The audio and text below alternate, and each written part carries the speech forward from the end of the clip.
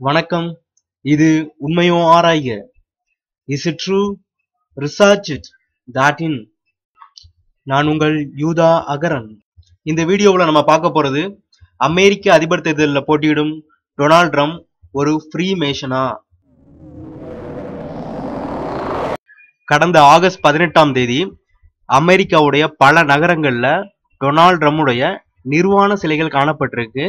இந்த சிலைகளை வடிவமைத்தவர் ஜோஷுவா மொனாரே அப்படிங்கிற ஒருத்தர். சரி, இந்த நிகழ்வை எதுக்காக சொல்றேன் அப்படிங்கிறத அந்த வீடியோ பார்த்தாலே உங்களுக்கு புரியும். பாருங்க.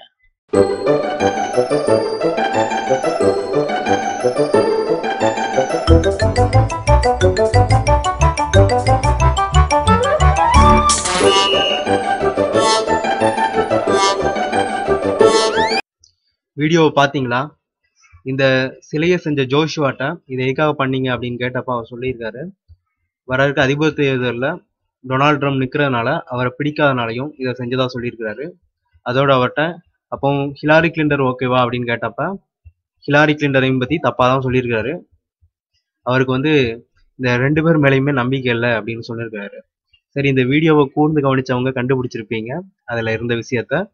அவர் அந்த சிலையோட கையில் ஒரு மெசானிக் ரிங் இருந்ததை கவனிச்சிங்களா?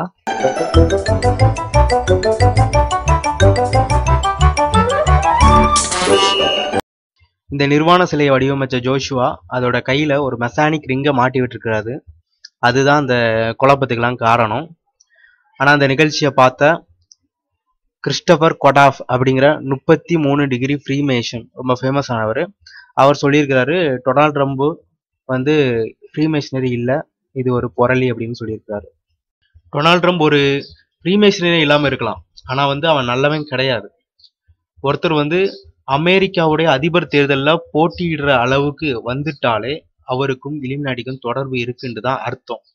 அவங்க வேற யாரையும் இந்த அளவுக்கு வர விட மாட்டாங்க. முக்கியமா அமெரிக்க அதிபர்கள் எல்லாருமே கிட்டத்தட்ட இலுமினாட்டி குடும்பத்தை சேர்ந்தவங்களாகவே இருப்பாங்க. இன்னும் டொனால்ட் ட்ரம்புடைய செயல்களை பார்த்தீங்கன்னா அது எல்லாமே வன்முறையை தூண்டுற பேச்சாவே இருந்துட்டு வருகிறது. ஒருவேளை அமெரிக்க அதிபர் தேர்தலில் டொனால்ட் ட்ரம்ப் கூட ஜெயிக்கலாம், அதுக்கு கூட வாய்ப்பு இருக்கு. காத்திருந்து பார்ப்போம். மறக்காம வீடியோவை ஷேர் பண்ணுங்க, சப்ஸ்கிரைப் பண்ணுங்க. நன்றி.